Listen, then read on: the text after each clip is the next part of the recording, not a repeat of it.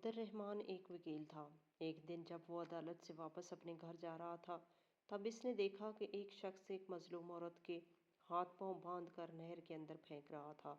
عبد الرحمن نے ایک دم سے اس عورت کی جان بچائی اور اس ظالم آدمی سے لڑنے لگا۔ تب اس آدمی نے کہا کہ یہ عورت رحم کے لائق نہیں، اور غصے سے کہنے لگا، اگر تجھے اس پر اتنا ہی ترس آ رہا ہے تو اس سے شادی کر لو۔ عبد الرحمن نے جوش میں آ کر اس عورت سے نکاح تو کر لیا، لیکن شادی کی پہلی رات تھی اور پھر اچانک اس عورت نے، رات کا ایک ایسا پہر جب انسان نیند کی گہرائی میں ہوتا ہے اور چاہے جتنی آہٹ یا شور پیدا کیوں نہ کر دیا جائے، آنکھ کھلنے سے انکاری ہی رہتی ہے، کیونکہ جو لوگ رات کو دیر سے سوئیں وہ تو اس وقت بالکل ہی نیند میں غرق ہوتے ہیں، اور تہجد پڑھنے والے اسی وقت تہجد پڑھ کے سوتے ہیں تو ان کو بھی نیند اپنے لپیٹ میں لے لیتی ہے۔ ایسے میں ان کا نیند سے بیدار ہونا ایک ناممکن سی بات ہے۔ صبح کی اذان ہونے سے آدھا گھنٹہ پہلے نور دین نے اپنی سوئی ہوئی بیوی کی طرف ایک نظر ڈالی اور پھر گھر سے باہر نکل کر ادھر ادھر دیکھنے لگا۔ جب اس نے سارے گاؤں کو ویران پایا تو جلدی سے گھر میں داخل ہوا اور پھر اپنی سوئی ہوئی بیوی کے ہاتھ اور پاؤں باندھ کر جلدی سے ہاتھ والی ریہڑی باڑے سے اٹھا لایا، بیوی کو اس میں ڈالا اور پھر اسے لے جانے لگا۔ اس کی بیوی جاگ چکی تھی، لیکن منہ پہ کپڑا بندھا ہونے کی وجہ سے وہ کچھ بول نہ پائی، نہ ہی ہاتھ پاؤں چلا پائی۔ وہ منہ سے عجیب سی آوازیں نکال رہی تھی، کیونکہ وہ بولنے کی بھرپور کوشش کر رہی تھی، لیکن کپڑا منہ میں ہونے کی وجہ سے وہ کچھ بول نہیں پائی اور اس کی آواز عجیب سے شور سمیت باہر آ رہی تھی۔ نور دین ریہڑی کو گھسیٹتے ہوئے بار بار ارد گرد کے ماحول کا جائزہ لے رہا تھا۔ وہ بہت ڈرا ہوا تھا، پسینے سے اس کا سارا بدن بھیگا ہوا تھا، جبکہ اس کی سانسوں کی آوازیں سارے علاقے میں شور برپا کیے ہوئے تھی۔ وہ خود پر قابو پاتے ہوئے اپنا پورا زور اس ریہڑی پہ لگانے پر تھا، تب ہی وہ اپنے چھوٹے سے گاؤں کی حدود سے نکل کر نہر کی طرف آ پہنچا اور پھر ریہڑی کو وہیں کھڑا کر کے نیچے بیٹھ کر سانس لینے لگا۔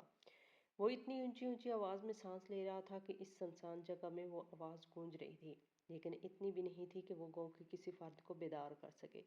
اس کی بیوی خوف سے آنکھیں پھاڑے اپنے شوہر کو دیکھ رہی تھی۔ وہ کچھ بولنا چاہتی تھی لیکن بول نہیں پائی۔ اس کے شوہر نے تھوڑی دیر آرام کیا اور پھر جیسے ہی ہر طرف اجالا پھیلنے لگا، اس نے جلدی سے اپنی بیوی کو اٹھایا اور اسے نہر میں پھینکنے کے لیے آگے بڑھا۔ وہ 6 فٹ کا ایک قدور انسان تھا، مضبوط بدن کے ساتھ وہ ایک جاذب نظر انسان تھا۔ اس کی بیوی بھی حسن میں اس سے کم نہیں تھی، لیکن نہ جانے کیوں آج وہ اسے مارنے کے ارادے سے نہر کی طرف بڑھا تھا۔ اس سے پہلے کہ وہ اسے نہر میں پھینکتا، نہ جانے کیسے اس کے ذہن میں خیال آیا، نہیں، اس طرح پھینکنا صحیح بات نہیں۔ وہ اپنی بیوی کو اچھے سے سبق سکھانا چاہتا تھا، تبھی وہ اسے پاؤں سے پکڑ کر نہر میں الٹا لٹکانے لگا۔ ربینہ کا جسم پانی میں اور آدھا نور دین نے باہر سے پکڑ کر اس کو سبق سکھانے کے واسطے الٹا لٹکایا ہوا تھا۔ تبھی پل کے اوپر جو گرل بنی ہوئی تھی، اس نے اپنی بیوی کو اچھے سے اس سے باندھ دیا۔ آج میں تمہیں سبق سکھا کر رہوں گا، تم خود کو سمجھتی کیا ہو؟ تمہاری وجہ سے میری زندگی اجیرن ہو چکی ہے، اب میں تم سے ہر حال میں چھٹکارا پا کر ہی رہوں گا۔ بس بہت برداشت کر لیا، اب میں نے تمہیں، یہ کہہ کر نور دین اپنی بندھی ہوئی بیوی کو گالیاں دیتے ہوئے باتیں سنا رہا تھا۔ اگر پہلی نظر میں کسی انسان کی اس منظر پر نظر پڑتی تو وہی سمجھتا کہ شاید کوئی خطبی انسان کسی نفسیاتی بیماری کے چلتے ہوئے اس عورت کو قتل کرنے کا ارادہ رکھتا ہے، اور وہ عورت کوئی انجان نہیں بلکہ اس کی اپنی بیوی ہے۔ ربینہ کو بالکل بھی سانس نہیں آ رہی تھی، اب تو ناک اور کان میں بھی پانی جا چکا تھا اور وہ بہت زور زور سے کھانسنا چاہتی تھی، لیکن کھانس بھی نہیں پا رہی تھی۔ تبھی اس کو لگا کہ اس کا آخری دن ہے، آج وہ نہیں بچ پائے گی، یہ آدمی اسے مار کر ہی دم لے گا۔ ابھی نور دین بیوی کو اسی حال میں دیکھ کر خوش ہو رہا تھا، تبھی اس نے اپنی پیٹھ پیچھے ایک گاڑی کے رکنے کی اور پھر کسی آدمی کی اپنی طرف بھاگتے ہوئے قدموں کی آواز سنائی دی۔ وہ ڈر گیا، لیکن اس نے پیچھے مڑ کر دیکھنے کی غلطی نہیں کی۔ تب اس گاڑی والے آدمی نے نور دین کو زور سے دھکا دیا اور ربینہ کو بچانے کی کوشش کرتے ہوئے اس کے پاؤں کھول کر اسے اوپر کھینچا اور پھر پل پر بیٹھا دیا۔ آدمی خود بھی ہانپتے ہوئے نیچے بیٹھ چکا تھا۔ نور دین حیرت سے اس آدمی کو غصے سے گھور رہا تھا، آخر اس کی ہمت کیسی ہوئی دو میاں بیوی کے معاملے میں ٹانگ اڑانے کی۔ نور دین نے اس آدمی کے لباس پر غور کیا تو وہ سمجھ گیا کہ یہ کوئی وکیل ہے۔ دل میں اس کے ذرا سا ڈر نے سر اٹھایا تھا، لیکن اس نے دبا دیا، کیونکہ وہ جانتا تھا کہ ایک وکیل کے پاس بھی کوئی ثبوت نہیں ہے کہ وہ اسے جیل میں بند کروا سکے۔ تبھی وہ وکیل کو گالی دیتے ہوئے نور دین کو کہنے لگا، تمہاری ہمت کیسے ہوئی ایک بے بس اور لاچار عورت پر ایسے ظلم کرنے کی؟ کیا تم جانتے ہو تمہیں کتنی بڑی سزا مل سکتی ہے اور اس گناہ میں مرتکب ہونے کے بعد تمہیں کتنی بڑی رقم چکانی پڑے گی؟ نور الدین حقارت سے اس وکیل کو دیکھنے لگا، جیسے اس وقت وکیل نے فضول بات کی ہو جو نور الدین پہلے سے جانتا ہو۔ وکیل نور الدین کے تاثرات کو جانچنے لگا اور پھر افسوس کرتے ہوئے کہنے لگا، آخر تم دونوں کا مسئلہ کیا ہے؟ کیونکہ زرینہ ابھی تک بندھی ہوئی تھی، خود کو پانی سے نکل آنے کے بعد وہ اپنے آپ کو ریلیکس کر رہی تھی۔ وہ ابھی تک خوف کی وجہ سے کچھ بھی بولنے کے قابل نہیں رہی تھی، اسی لیے وہ وکیل نور الدین سے ہی پوچھنے لگا۔ نور الدین کہنے لگا، صاحب عورت ہے تو اس کا مطلب یہ نہیں کہ وہی ہر وقت مظلوم ہے اور ہر وقت اسی پر ظلم کیا جاتا ہے۔ کبھی کبھی یہ عورتیں ظالم ہوتی ہیں اور ہم مرد مظلوم۔ آپ ہمارے ذاتی معاملے میں مت پڑیے، چلے جائیں یہاں سے، آپ سے پہلے کہ میں سارے گاؤں کو اکٹھا کر لوں۔ وکیل صاحب یہ سن کر مسکرانے لگے اور کہنے لگے، جیسے گاؤں والے تو تم پر یقین کر لیں گے اور مجھے مارنا شروع کر دیں گے۔ کیا سمجھا ہے تم نے قانون کو؟ یہ کہہ کر وکیل نے اپنے چہرے کے تاثرات سخت کر لیے۔ نور الدین لہجے میں حقارت سموتے ہوئے کہنے لگا کہ آپ اتنے ہی اچھے ہیں اور قانون کو بھی سمجھتے ہیں اور لوگوں سے ہمدردی جتانے کا آپ کو بہت شوق ہے، خاص طور پر عورتوں سے، تو میں اس کو طلاق دے دیتا ہوں، آپ اس سے شادی کر لینا۔ میں کہہ دوں گا کہ میری بیوی نہر میں گر کر مر گئی ہے۔ یہ کہہ کر نور الدین وکیل صاحب کو گھورنے لگا اور اس کی آنکھوں میں آنکھیں ڈال کر بیٹھ گیا۔ پھر آپ کو پتہ چلے گا کہ یہ کیسی عورت ہے، آپ اس کے ساتھ رہ کر دیکھیں، اس عورت کو جھیل کر دیکھیں، تب آپ کو حقیقت کا علم ہوگا۔ ایسی آدھی ادھوری بات سے کہانی کا اندازہ نہیں لگایا جا سکتا۔ تصویر کا ایک رخ دیکھ رہے ہیں، اگر دوسرا رخ دیکھیں گے تب آپ کو پتہ چل جائے گا۔ وکیل صاحب کہنے لگے، کیا تم مجھے چیلنج کر رہے ہو؟ وہ سوالیہ نظروں سے نور الدین کو بدلے میں گھورنے لگا تو نور الدین نے کہا کہ یہی سمجھ لیجئے، لیکن اگر آپ نے یہ مہینہ بھی ایک عورت کے ساتھ گزار لیا تو میں یہ جو خنجر میرے ہاتھ میں ہے اس سے اپنا سر قلم کر دوں گا۔ یہ سن کر وکیل صاحب حیرت سے اسے دیکھنے لگے۔ وہ خود ابھی تک شادی کے بندھن میں نہیں بندھے تھے، وہ کسی ایسی عورت کو اپنانا چاہتے تھے جو مظلوم ہو اور اس پر ظلم کیا گیا ہو، تاکہ وہ اس کی زندگی کا ازالہ کر سکیں۔ وہ ایک وکیل تھا اور انتہائی حساس انسان تھا۔ روز ان کے پاس ایسے کیس آتے تھے جن میں مظلوم عورتوں کے ساتھ بے انتہا ظلم کیا جاتا تھا، ان کو ظلم و زیادتی کا نشانہ بنایا جاتا تھا۔ ان میں سرفہرست غریب گھرانے کی عورتیں ہوتی تھیں، ان کو ان کے شوہر اور ساس نندوں سے ظلم کا نشانہ بنایا ہوتا تھا اور وہ عورت اتنی مجبور لاچار ہوتی تھی کہ اپنے دفاع میں کچھ نہیں کر پاتی تھی۔ نور الدین اللہ کی رضا کی خاطر ان عورتوں کو انصاف دلواتا تھا، لیکن وہ عورتیں ظلم کی اس قدر عادی ہو جاتی تھی کہ شوہر اور گھر والوں کے خلاف آواز بھی نہیں اٹھانا چاہتی۔ جب انہوں نے نور الدین کو ربینہ پر ظلم کرتے دیکھا اور جب نور الدین نے اسے چیلنج دیا، وہ مان گیا۔ وہ کہنے لگا، ٹھیک ہے، میں اس عورت سے شادی کرنے کو تیار ہوں۔ چٹ منگنی پٹ بیاہ والا معاملہ ہوا۔ قانونی کارروائی ہونے کے بعد سکینہ کی شادی عبد الرحمن سے کر دی گئی، جو پیشے کے لحاظ سے ایک کامیاب وکیل تھے۔ شادی کی رسومات سادگی سے ادا کی گئی۔ شادی کے بعد عبد الرحمن کو کچھ بھی ایسا دیکھنے کو نہ ملا جو اس عورت کو ظالم ظاہر کرے۔ آج ان کی شادی کی پہلی رات تھی۔ عبد الرحمن جو آج تک کسی کے سامنے نہیں گھبرایا تھا، آج وہ گھبرا رہا تھا۔ اس کے ماتھے پر پسینے کے چند ننھے ننھے قطرے اس کی گھبراہٹ کو واضح کر رہے تھے۔ وہ بار بار اپنے ہاتھ ملتا اور ربینہ کے بارے میں سوچنے لگا۔ اس کو آج بھی نور الدین کے وہ الفاظ اچھی طرح یاد تھے۔ وہ اس کی تہہ میں پہنچنا چاہتا تھا، چاہے اس کو جو بھی قیمت ادا کرنی پڑے۔ ابھی وہ کمرے میں داخل ہوا ہی تھا جب اس نے ربینہ کو بیڈ پر دلہن کی طرح لہنگا سجائے ہوئے بیٹھے دیکھا۔ بہت عرصہ ربینہ پر نظر رکھنے کے باوجود وہ کچھ بھی ایسے ثبوت حاصل نہ کر سکا جس سے ظاہر ہو کہ ربینہ ظالم تھی۔ تبھی اس نے نور الدین سے ملنے کا فیصلہ کر لیا، لیکن مصروفیات کی وجہ سے وہ نور الدین سے ملاقات نہ کر پایا اور ربینہ جیسی خوبصورت بیوی کو پا کر وہ نہال ہو گیا۔ عبد الرحمن صاحب اپنے والدین کی اکلوتی اولاد تھی۔ والدین نے کسی بھی معاملے میں ان پر کبھی زبردستی کی نہیں تھی، ہمیشہ اس کی پسند ناپسند اور مرضی کو سراہا گیا تھا، جس کی وجہ سے وہ تھوڑے ضدی ہو گئے تھے اور اپنے ماں باپ کے بے حد لاڈلے تھے۔ ان کے بابا جج کے عہدے پر فائز تھے اور ان کی خواہش تھی کہ ان کا بیٹا ایک کامیاب وکیل بنے اور حق اور سچ کا ساتھ دے، کبھی بھی ان کے بیٹے کو تکلیف نہ آئے۔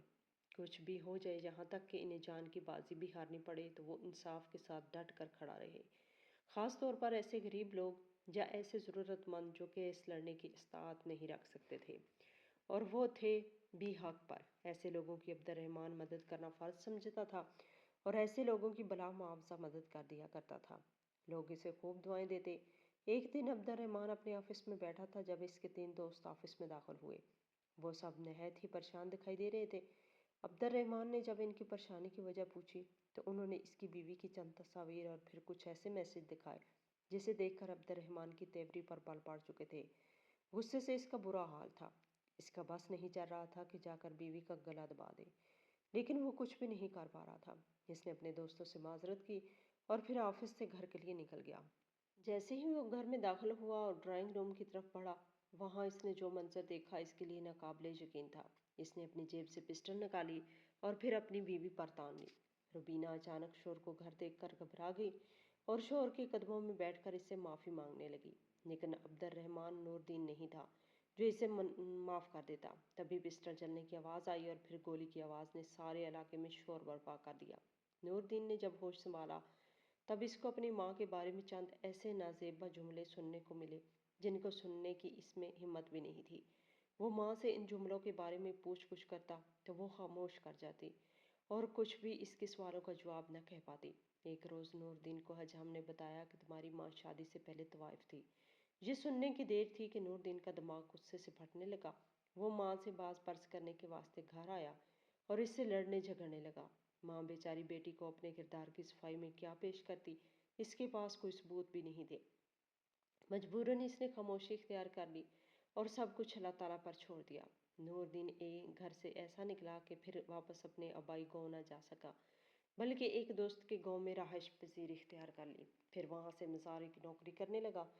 दिन रात गुजरते गए। नूरदीन ने कभी भी माँ की खैरियत दरियाफ्त करना ज़रूरी नहीं समझा। एक रोज़ इसके वालिद के दोस्त से मिले।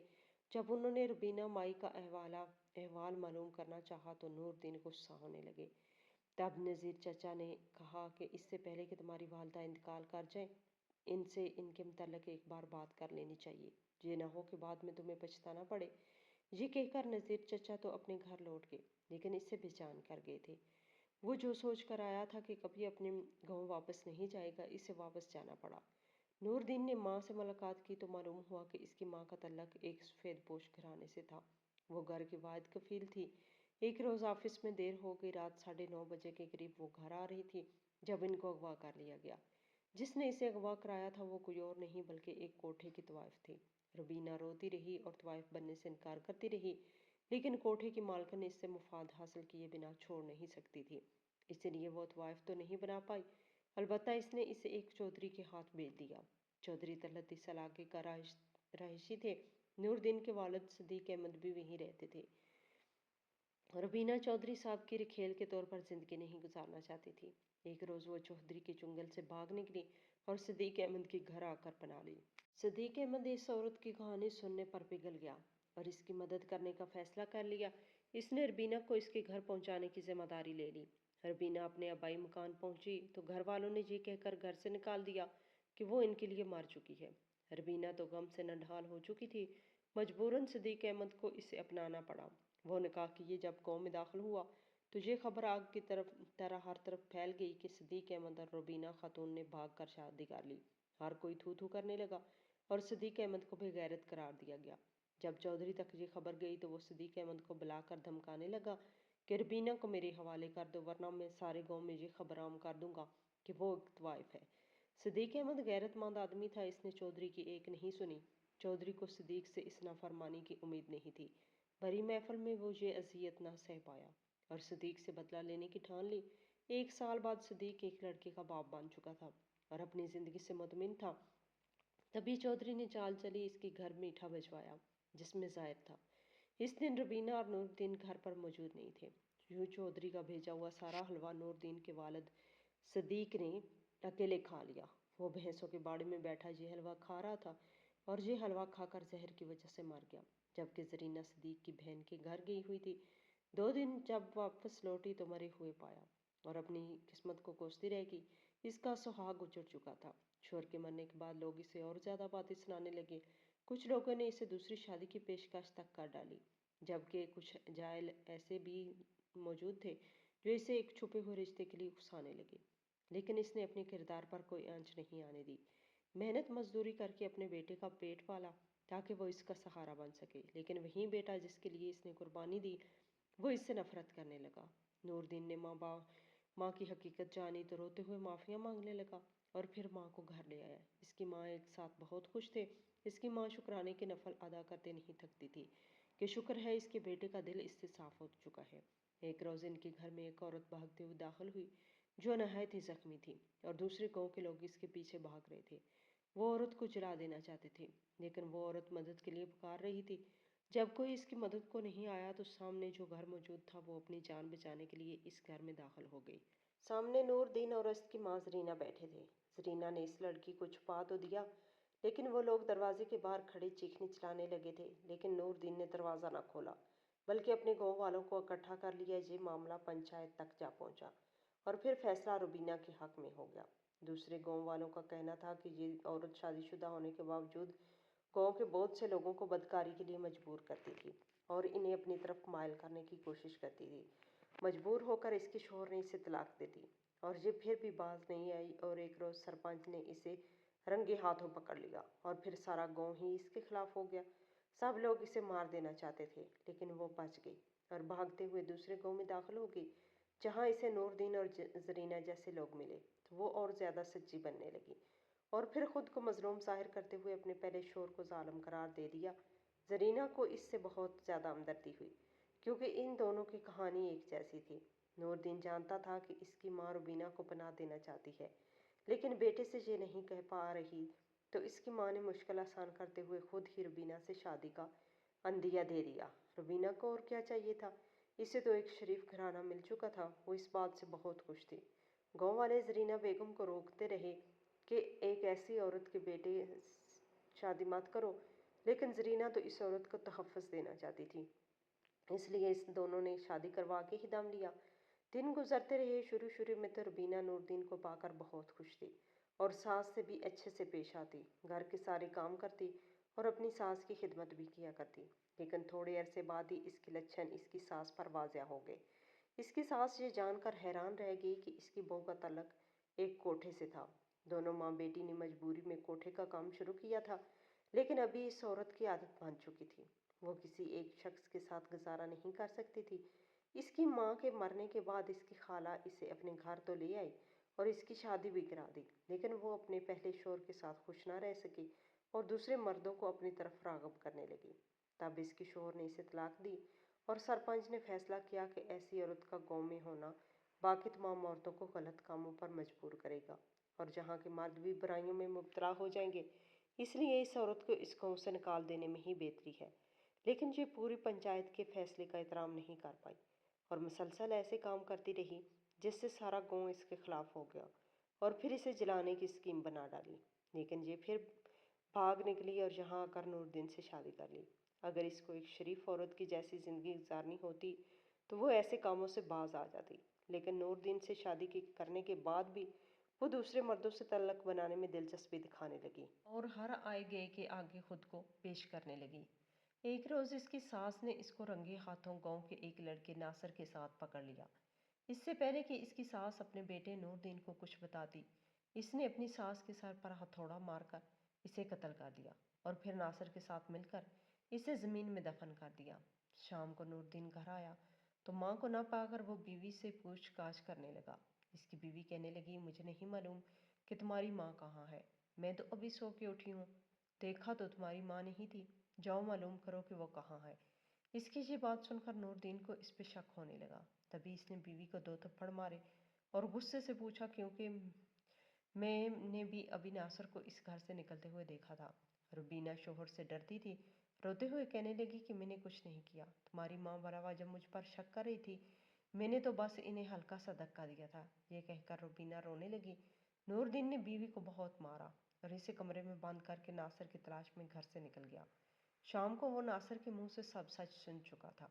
इसने तभी सोच लिया कि वो अपनी बीवी को सबक सिखा के रहेगा, इसीलिए इसने इसे ऐसी सजा दी। वकील साहब को जब सच मालूम हुआ तो वो हाथ मल के रह गया। इसकी बीवी ने इसकी नाक कटवा दी थी।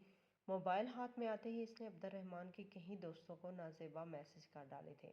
बातों की हद तक तो वो बर्दाश्त कर लेता, लेकिन इसने तो अपनी नाजेबा तस्वीर और वीडियोस तक इनको भेजी थी।